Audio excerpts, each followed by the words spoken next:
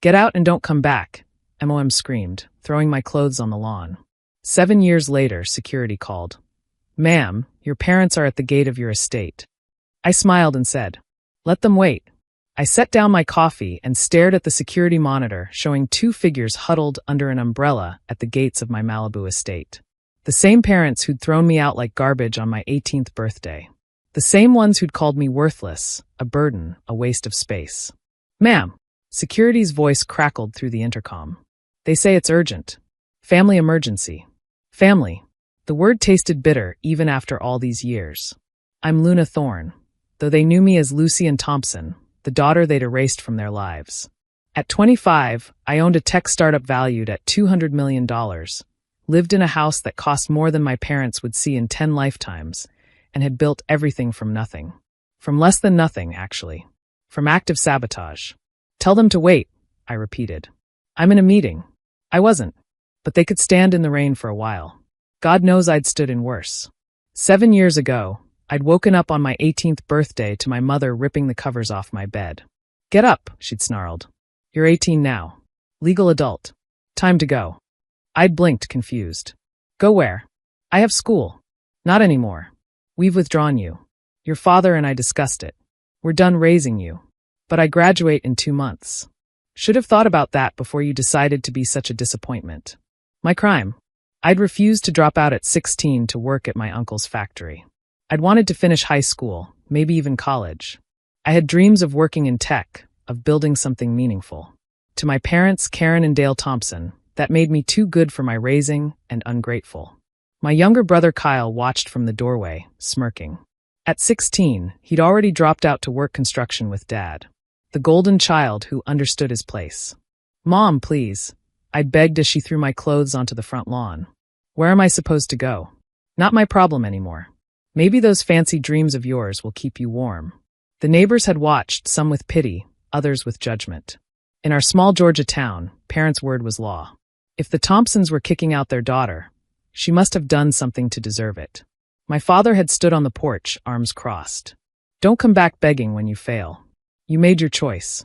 What choice? I'd screamed. Wanting an education? Thinking you're better than us, he'd corrected. Well, let's see how far that attitude gets you in the real world. They'd gone inside and locked the door. Just like that, I was homeless with nothing but the clothes they'd thrown out and $73 I'd saved from tutoring kids in math. I'd walked to the library, the only place I could think of, and sat there until closing, trying not to cry. The librarian, Mrs. Chun, had noticed. Lucy, shouldn't you be home? I don't have one anymore. She'd listened to my story, then done something that changed my life. She'd given me a laptop. It's old, she'd said, but it works. And Lucy, don't let them win. You're brilliant. I've watched you help those kids, seen how quickly you understand concepts. That's a gift. I'd slept in the park that night, laptop clutched to my chest. The next day, I'd used the library's Wi-Fi to search for resources. Homeless shelters, youth programs, anything.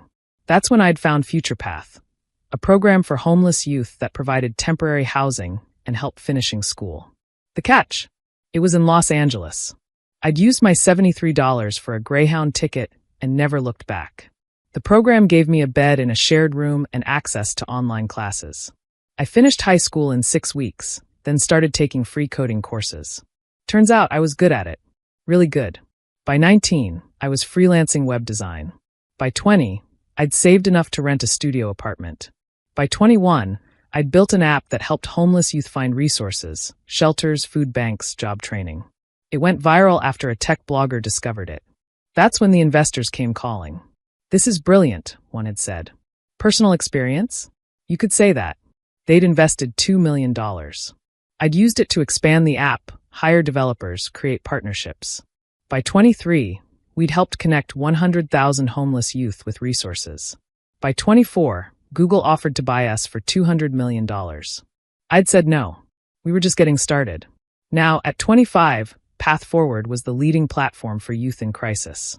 We'd expanded internationally, partnered with governments, saved lives. And I'd done it all without my family's support or approval.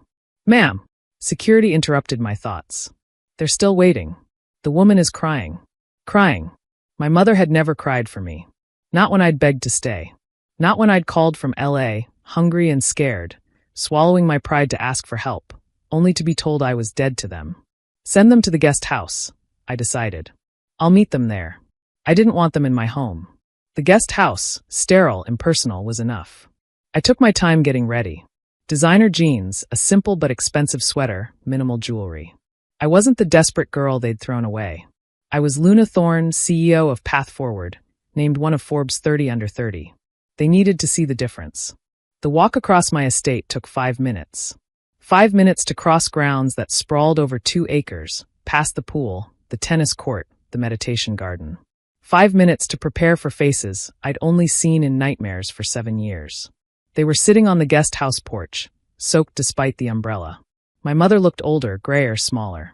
My father had lost weight, his face gaunt. They both looked up as I approached, and I saw the moment they recognized me. Lucy. My mother's voice broke. It's Luna now, I corrected. Lucy died 7 years ago. You look. My father trailed off, taking in my appearance, my confidence, my clear success. Alive? Fed. Not begging on the streets like you predicted. We didn't know, my mother whispered. We thought.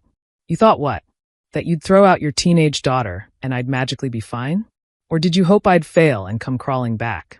We made a mistake, my father said quietly. A mistake. I laughed, but there was no humor in it. A mistake is forgetting to buy milk. You threw me out. You withdrew me from school. You told me I was worthless and not to come back. We were angry. About what? That I wanted to graduate? That I had dreams beyond this small town. My mother started crying harder. We were wrong. We see that now. Now. I sat down across from them, studying these strangers who shared my DNA. What's changed? Why are you here? They exchanged glances. My father cleared his throat. Kyle's sick. Of course. There was always something. Sick how? Kidney failure. From an accident at the construction site. He needs a transplant. And you want me to get tested? I said flatly. You're his sister. Was. I was his sister. Until you decided I wasn't part of the family anymore. Please, my mother begged. He's dying.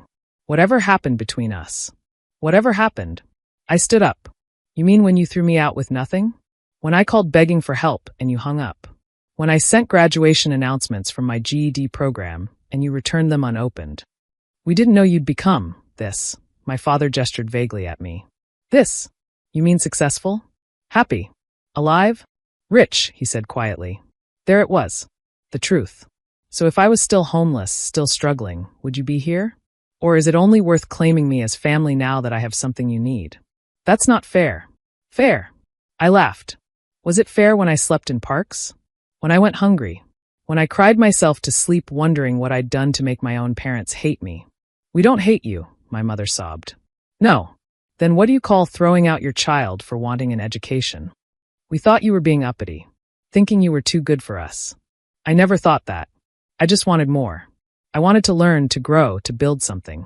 Why was that so threatening? Because we couldn't, my father admitted. We couldn't give you college. Couldn't understand your dreams.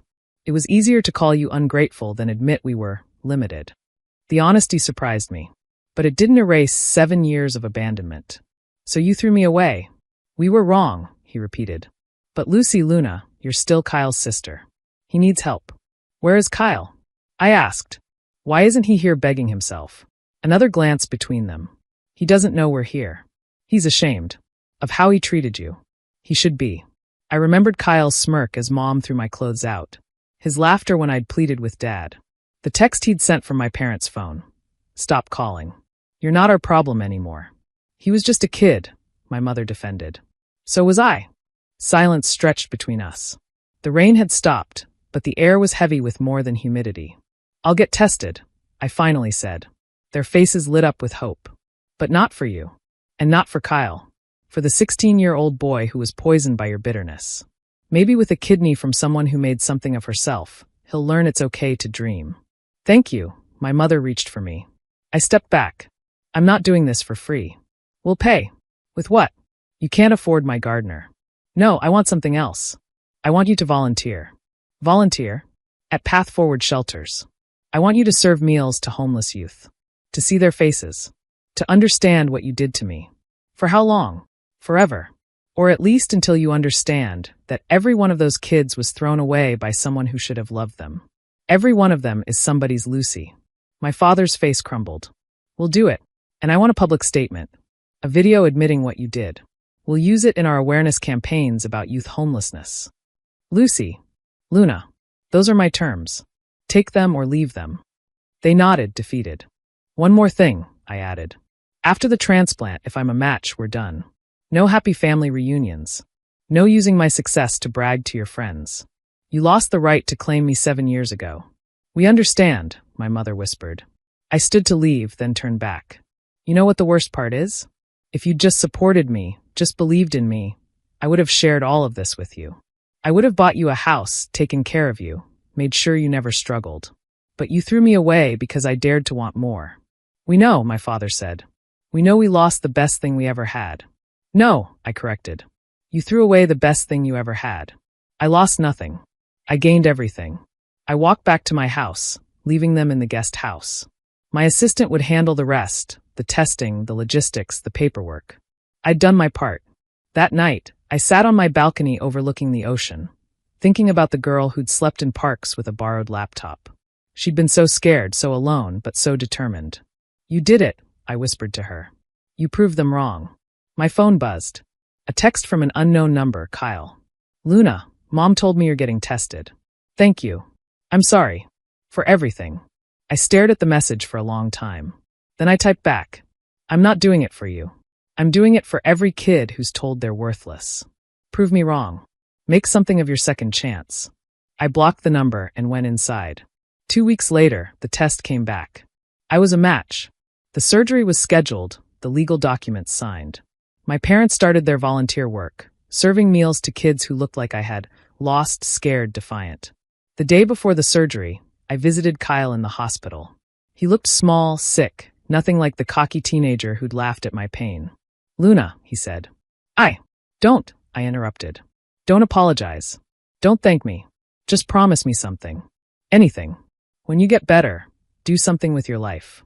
Get your GED. Go to college. Build something. Don't let their limitations become yours. I will, he promised. I want to be like you. No, I said firmly. Be better. I built my life on spite and survival. Build yours on purpose and possibility. The surgery went well. I recovered in a private suite, working on my laptop, running my company. My parents tried to visit. I had security turn them away. The debt was paid. A year later, I got a letter. Kyle had enrolled in community college, studying computer science. He included a photo, him in a Path Forward volunteer shirt, serving meals at a shelter. Learning to give back, he wrote. Thank you for the second chance. I kept the letter but didn't respond. Some bridges, once burned, couldn't be rebuilt. They could only serve as reminders of how far we'd come. The security footage from that rainy day, my parents at my gate, begging, I kept that too. Not as revenge, but as proof. Proof that the girl they'd called worthless had built an empire. Proof that sometimes the best response to being thrown away is to become someone they never imagined you could be. They'd kicked me out at 18 for being worthless. 7 years later, when they begged at my gate, I gave them exactly what they'd given me. Nothing but the chance to earn redemption through serving others they'd consider worthless. The difference? I became priceless by helping kids like me. They became worthless the moment they threw their daughter away. And that's the real karma, not success or revenge, but the knowledge that every youth I help find shelter is a repudiation of what they did to me. Every success story from Path Forward is proof that throwing away children doesn't break them. It just teaches them to build homes where everyone belongs. Thanks for watching. See you again in the next video. Stay stunned.